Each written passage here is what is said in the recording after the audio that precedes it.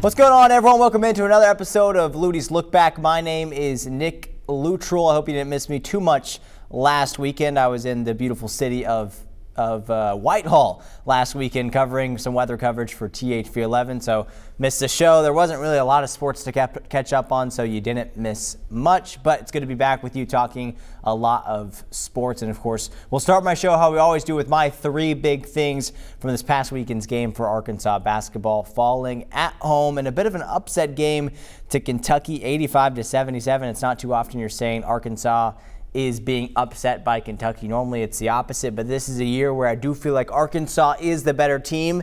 They didn't show it in this game, but I still believe that they are. If these two teams played again, I still think Arkansas might be favored if they had that home court advantage. They just didn't win this game. They didn't.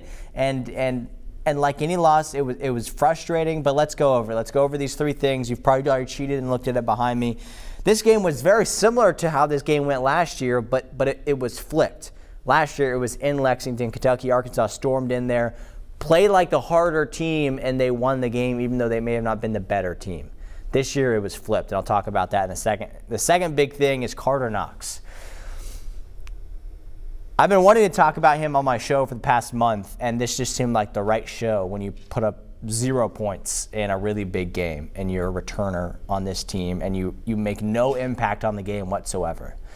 He has to do something if Arkansas wants to have success, especially come March Madness time. And then my third and final thing of my three big things is to end it with some positivity. I think the ceiling is still really, really high for this Arkansas basketball team. So let's circle back to, let's go specifically, and then we'll go big picture looking at what this Arkansas team, can handle going forward. So the first thing is this game was so similar to how things went last year. Kentucky's been a little bit of on and off. I know, let's first talk about how this game went last year. It was in Lexington, Kentucky. Arkansas was like 1-5 in the SEC, and they were not the better team. They weren't, but they played like it was their Super Bowl. And they knew it was important to Coach Calipari to go back into Lexington, into Rupp Arena, and go in there and win the game, and they did that. Turn around to this year, I think Arkansas is the better team this year. I think most people would agree with that. Now, this game can tell us otherwise, of course, but I think Kentucky played like they wanted to win more. They played harder than Arkansas did. The tougher team, the harder team, the more exciting team to go out there and say, hey, man, I want to win. They're pumped up and ready to go and ready to shock the world. Like us against everyone else type mindset, even though it's Kentucky basketball. And they were pretty big underdogs for Kentucky. For a Kentucky-Arkansas game, that's probably the biggest, spread against the Wildcats, against the Razorbacks that I've seen. They were big underdogs, and they went into Bud Walton to upset the Razorbacks, and they did that, just like Arkansas went into Rupp to upset Kentucky.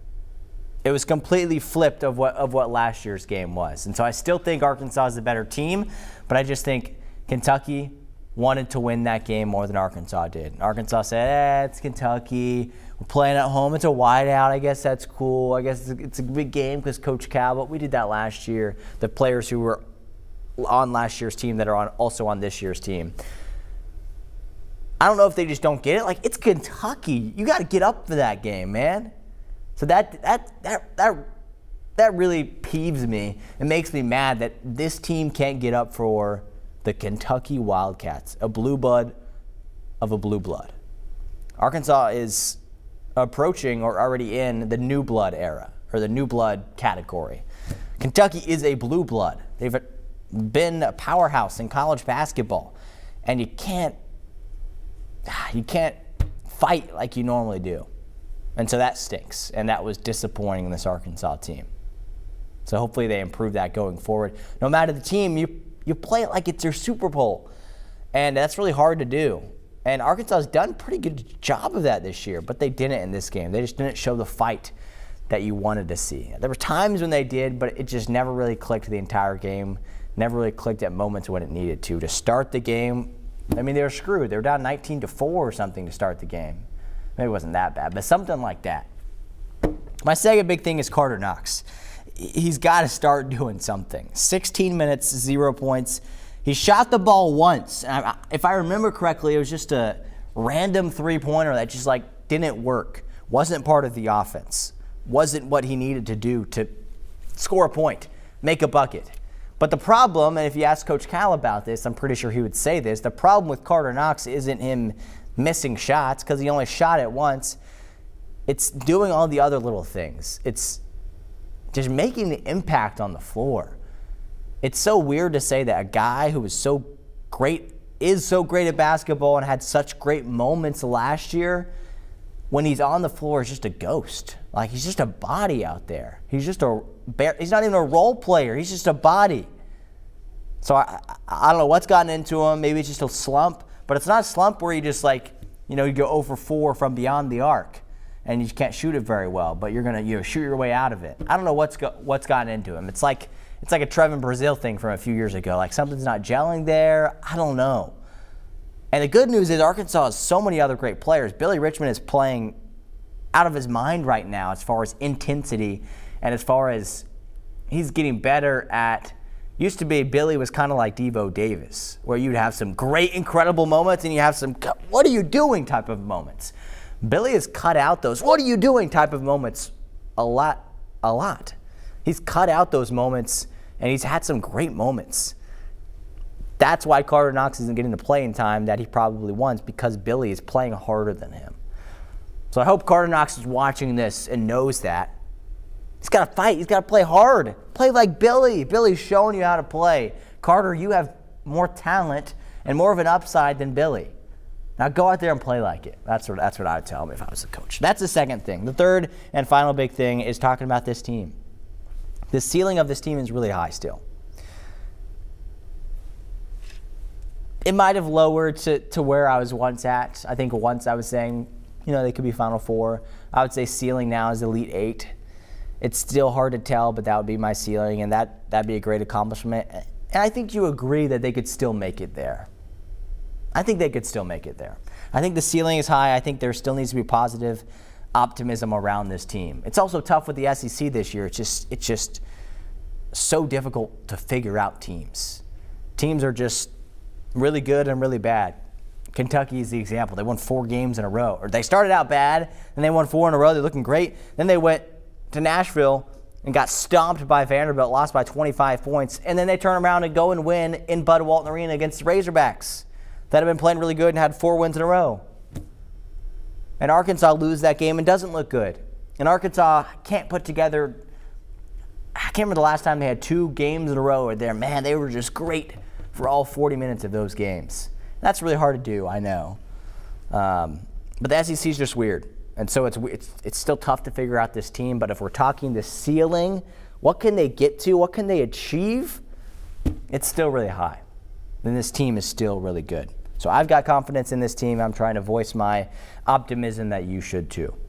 Now let's go back to some of the nitty-gritty of this game. We'll hear from Coach Cal in a minute here, or in a second. Calipari talking about this game specifically, kind of what was the difference in the game, which I have voiced as far as the toughness and the energy and the effort, and then also talking about his optimism still in his Arkansas team. You can talk shooting and all that want. They out-toughed us. The thing we talked about rebounding, they out-rebounded us by 9-10 rebounds. And we said you're not winning the game unless you do that. This was Kentucky coming in more desperate than us, and played way rougher than we played, and came up with balls that we just didn't come up with, including our guards. I mean, when you talk about all our guard stuff, our guards got like 1 rebound. Can't be that way. When you get a break in the season, normally your team needs it, and we'll regroup. I like my team. I mean, we've had some stinkers like this. We've had 3 or 4 of them. But then there's other times you look at us and you're like, we can beat anybody. So we just got to get back in that. And then there's some things defensively we got to, figure out. Yeah, still room for improvement, right? And that's okay. That's okay. It's still, you still got time to figure these things out. If it was late March and they were playing like this, I'd be worried. I'm not worried at this point. I'm just not. And the good news is, as Coach Cal kind of mentioned there, they've got I think this may only happens once, maybe twice. I think it's only once. They've got their bye week coming up, so they don't play this entire week. Their next game is on Saturday, which we'll talk about at the end of the show. But how's the show going to go? We're going to go through all of our Division I teams, women's basketball and men's basketball, how they performed on Saturday or Sunday. In this case, Sunday game for the Arkansas women's basketball team also played Kentucky, also lost in a much uglier fashion, 93-73 the final score. It's the 9th straight loss for the Razorbacks. It is their worst start to conference play in program history. Their worst start in program history and conference play. That's SEC, that's Southwest Conference. I don't even know if they had a conference before then, probably. Forget it. It's never happened for them to start off this bad. And there's not a good basketball team, I guess. There's not a good basketball team. They're not fun to watch. I haven't watched hardly any of their games this season. Here I am talking about it. I look at the stats, I do the highlights, but you don't want to watch it. You don't want to watch a game like this. Now, I will say, the only thing about this game and about their games this weekend, they were close with LSU earlier in the week, a national championship caliber team in the women's college basketball world. They were close with Kentucky on Sunday. They had a 3-point lead midway through the third quarter. They were looking okay. I think Kentucky ended the third quarter on a big-time run and then ended up winning by 20. So a huge difference there. And they're a good team offensively. They showed it in this game. Emily Robinson had a good day. Talia Jones is flashy. Wyvett Mayberry can have some good days. Bonnie Dees was efficient.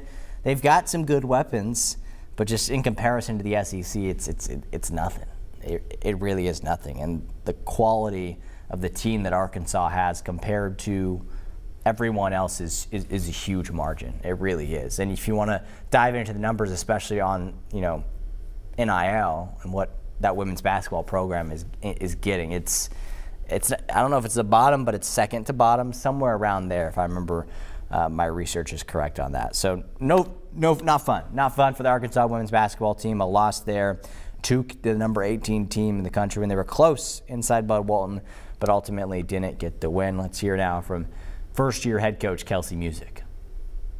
And then I thought in the third there were some really good glimpses. There were some moments where, we brought it back, we tied it, we kept it really close, and then, they kind of went on that little run when they hit some threes, especially in the fourth quarter when they came out and they shot, like 80% from the three-point line and 90% from the field. That's kind of hard to guard at that point. So that was part of Music's opening statement there. Now I want you to listen to the rest of her opening statement. That was she was just talking about the game in and of itself. Now she's talking about, hey, let's look at everything, the future, but also the past. Like, how is my team doing right now? Don't forget, Arkansas has lost 9 games in a row. And here's what she had to say. Overall, with my players' effort, their fight, the way that we executed for the majority of the game, I think we're just getting better and better. I keep telling them there's going to be a breakthrough and it's going to happen. They just got to stay the course. They got to keep believing. And when they stay together and they buy in and they keep doing the right things, good things are happening for us. There's two sides to that, if you want to look at it for two sides. There's one that's like, man, I love the optimism from your coach, and you want to hear that in the locker room that, hey, we're getting better. And some of these games where we're kind of close in, but ultimately losing, like we're gonna do it. But it just seems wrong to say we keep getting better and better when you keep losing games. And it's not just like, hey, they lost a game by 25, by 30 points to South Carolina a couple weeks ago, and then yesterday they lost by 2 points and they almost upset Kentucky. Now I know that they've been close, and especially in this game against Kentucky, they had the lead, and that's slight improvement. But to say that we keep getting better and better, and you're off to your worst start in program history as far as conference record is concerned, is kind of mind blowing to me. And maybe I'm too harsh on Coach Music. It's possible that I am. But that's kind of my stance, and I'm not normally too opinionated on a lot of these things. Now, for the men's basketball team, I will, but for other things, I'm just kind of like, here's what you need to know. But this kind of irked me because I don't know if they are getting better. And just to say that we keep getting better and better and you keep losing games, not only losing games, but they're losing it by like a 25-point margin. These are huge margins. So part of me is like, great, love the optimism, keep pushing your young girls to play better basketball, but at the same time, like, that's just not true. you're not getting better. I really don't think. But at the same time, I trust the coach, so I'm going back and forth. But I just wanted to point that out. You know my opinion. Now, I'd like to hear from your opinion. So I put up a Facebook post a couple days ago about this. So please go to my Facebook, Nick Luttrell TV. Interact with me on there. Let me know what you think, because I want to hear from you guys. All right, let's move on to the Arkansas State men's basketball team. They fell over the weekend 61-70 to Marshall. They've lost 4 of their last 5. 3 of those 5 have been by single digits. Close games that Arkansas State just hasn't pulled out. Matt Heyman, Christian Harmon, 17, 16 points respectively. Harmon, 3 from 10 from the field, so just not an efficient day. If you talk to Ryan Pannone, which we'll hear from him in a second, their first-year head coach, he said offensive rebounding was an issue. Statistically, that isn't the case because ASU out-rebounded the Thundering Herd by 7 points in this game offensively. Offensive rebounds are concerned. So I don't know what he's talking about there, but I can't understand because I didn't watch this game personally. I can't understand that those offensive rebounds, they just frustrate you. And when another team has 11 of them, I can understand they just can come in big moments and big momentum swings when those things happen. So I can understand that. And I mentioned this earlier with 2 of these games, and with most of these games, I'm looking back at stats and box scores and some highlights and stuff like that to analyze these games to try to give you guys a quick recap for the audience. There's some days when I don't do that as much or watch it as much, whereas like Saturday I was off work. I had a PTO day, so I didn't actually follow these games as closely as I normally have. But I'm still trying to give you guys those details. Maybe you watched it, and maybe you completely disagree. Maybe I'm off my mark here. But this just kind of my opinion on what I'm seeing from social media, from box scores, from play-by-play. ESPN has a lot of tools where you can really figure out what's going on with this team, even though I didn't, watch the game. And maybe you disagree with that. You can flip the channel. But let's hear from Coach Pannone and what he had to say after the game. We took the right shots. I mean, I think obviously the internal pressure that comes from players wanting to be great, wanting to make shots, wanting to win for this community can begin to build. But same thing I told them, and I'll stand by this, and I'll always stand by it. If they didn't take the shots, they get subbed out the game. The right shot is the right shot. It's a good shot by the time the ball leaves your hand, regardless of the outcome. And it's something we're going to preach. We're always going to preach. And we got good shots. We just missed them. And I've got no fault. The offensive rebounds that we gave up are a problem. That's an issue. Those are the things that we got to clean up. Those shots, our guys are going to make them. And, we've got a great opportunity to get hot down the stretch. Yes, love the optimism there from Pannone to get hot down the stretch. If you're losing now, that's fine. Maybe they'll pick up the slack as things go along, and but obviously in a little bit of a rut right now, like losing 4 of their last 5 games. And another team that's also in a bit of a rut right now is Little Rock Trojans, losing over the weekend to Tennessee Tech, 87-77. The final score, kind of a bad loss. I know this game was on the road, but I think the Trojans were slight favorites to win this game. They've showed promise this year. They at one point won 4 straight games. Now they've lost 4 straight games, but they've been close. A 5-point loss, a 7-point loss, this 10-point loss. They've been close games. They've had chances to win these games, but they haven't converted off of those chances. They had chances in this game where Tennessee Tech just didn't score the ball for like 4 minutes straight, or 2 minutes, or 3 minutes. If you go back and kind of look at the ESPN Gamecast thing, they just didn't score, and Little Rock just didn't score either.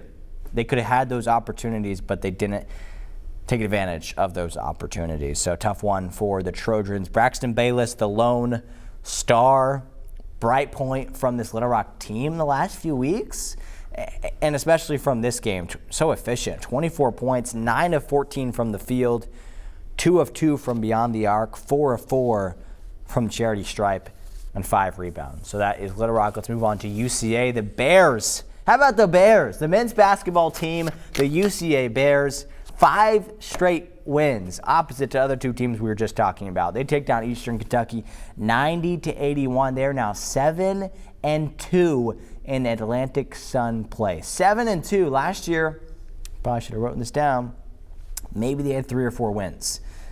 They weren't great. This is the second year, I think, for John Schulman, and he's got his team playing great basketball right now. And he also has a player that Again, I don't know if he's as flashy as Lane Taylor was last year. I think he's got more weapons around their star playmaker this year than what they had last year with Lane Taylor. By the way, I should check to see how he's doing in Murray State. Cam Hunter is that guy for UCA. Coming back to Conway, playing for the Bears, 32 points. 32 points in this game. And I feel like he was kind of close to dropping 40, and here's why. 13 of 19 from the field, great. 3 of 7 from beyond the arc, pretty good. If he hits one more three-pointer, let's do some math here. Is that 32 points? One more three-pointer, 35 points.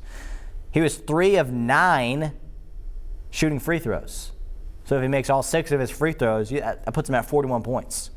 He was right there to dropping 40, and that's impressive. That's really impressive. This team is impressing me. This team is shocking me in the best way possible. My expectations weren't very high for them. I don't know if anyone's was, except probably Coach Schulman. Maybe he knew. And he also knew if he kept his team healthy, he had a chance to do this, because that's what kind of felt like last year was the big issue, is his team was hurt all year. His team is healthy this year.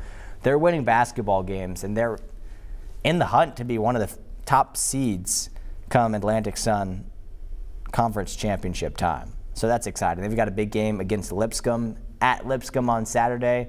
Lipscomb team that is just above them, I think, in the standings, or right around there. But it's a good one. It's a good win for the Bears. Here's what Coach Schulman had to say on his team getting this revenge win after losing to this team earlier in the year, and after losing to some of these teams that they've played recently. They lost it earlier in the year or last year. And now, as he says here, they're kind of out for some revenge. We're on a redemption tour right now. You know, I mean, Queens whipped our tail end last year. That was redemption game number 1. Eastern Kentucky, since we've been here, we're 0-2 against Eastern Kentucky. This is redemption game number 2. Last time I checked, we were 0-2 against UNA. Redemption game number 3 is coming on Wednesday night. And so we owe UNA, and hopefully they know that, and hopefully we know that. And then last time I checked, we went 0-3 against Lipscomb, and then you got UNA, and then we just got beat by Bellarmine, and we're just, you know, it's sad that we're on a redemption tour. I'd rather be on a winning tour, but we've gotten beat an awful lot, and we understand that. All right, let's move back to the women's side of things for our college basketball teams. Arkansas State, maybe not always pretty in these last couple games, but they keep winning. A 69-61 win over Georgia State. It'd be nice if it was a little bit bigger of a margin, but it's not, and that's okay. They're 10-1, alone in first place in the Sun Belt. I will never complain about being first place in your conference and playing decent basketball. You don't got to be perfect. You just got to win games. And that's what Arkansas State's doing right now. They're finding ways to win games. A balanced effort, kind of low-scoring game, but a balanced effort. They had 8 players with 5 or more points. They only had 1 player, Chrislyn Rose, who scored in double digits with her 14 points. So it's a balanced effort. They sub in and out a lot of different players into their games. That's how Destiny Rogers works, her offense and her team. And it's fun to watch, and it's fun to keep up with. Because their defense is just so intense, and that's why I think they do the subbing so much, is because of that defense, because of how intense their defense and their press is. The good news is that defense creates turnovers, and they're probably top 10 in the nation and forced turnovers. They forced 25 turnovers in this game. The bad news is they're bad at also turning the ball over themselves. 23 turnovers in this game. So they have a +2 margin there, so that's good that they're not turning the ball over more than their opponent, or they want to be winning some of these games. But I've said it before, I'll say it again, that's an area I want to see them improve upon if they want to win the 2 games they need to win in the Sun Belt Championship tournament, but also compete when they get to the NCAA basketball tournament, if they can make it there. And they have the potential to make it there. They have potential to upset one of the bigger teams in NCAA as long as they don't play UConn again. We'll talk about that all in a month. All right, let's go over quickly 2 tough losses for our teams. Little Rock women's basketball kind of getting crushed by Tennessee Tech, 72-47. The final score, 25-point loss. Jordan Hallman, she's their go-to player, always leading them in scoring, and they're going to go where she goes. And she scored 8 points in this game, and that's a problem, and that's why Little Rock lost this game. And just as a team, over the course of this conference play, just up and down. Just up and down. Some few wins here, a loss. A few wins, loss. A few wins, loss. Just roller coaster ride for what this Little Rock team has been like for this season. And then finally, UCA women's basketball losing home game to Stetson 70-64. I really thought the Sugar Bears were going to be better this year. They're not. They struggled starting out this game on a strong note. They were down 18 at the half to a Hatters team that is not that good. Came back in the second half, made a little bit of an effort there. They cut the deficit to 6 late in the fourth quarter. Shea Litterford had some big shots. Bree Stevens was everywhere doing her thing, but not enough for the Sugar Bears to get the win, and they're struggling a little bit right now. They're, I think, third to last in the ASUN standings. I did not see that coming for the team this season. All right, let's move on to my Lutties look ahead now as we look ahead to the next weekend of sports, specifically with the Razorback men's basketball team facing off against Mississippi State in Starkville, a Mississippi State team that isn't good. That really isn't good. They've lost, I think like 5 of their last 6 or something. They got a guy named Josh Hubbard who was a great athlete. I think when I picked this one on my show a month ago or so, I think I said Arkansas would win, but I think it would be close. That 11 a.m. start time scares me. Arkansas on the road scares me. It's not a recipe for success, but I think it's one of those games kind of like the Ole Miss game where it may not be pretty, but Arkansas goes on the road and they get the win. If I'm going to put a line on it right now, we're a little less than a week out. I'm going to say Arkansas minus like 3, somewhere around there. We'll see what happens when Bet Saracen brings out their line probably Thursday, which you can be tuning into Let's Bet, another one of our shows here on THV 11 Plus that you guys can watch and get help from me and Neil Atkinson and everyone else for your betting needs. But this has been another episode of Lutties Look Back. It's been fun recapping a lot of college basketball. Folks, 2 weeks till baseball starts. 2 weeks till college baseball starts. I'm very excited to get talking on some baseball as well. Thanks so much for watching, everyone.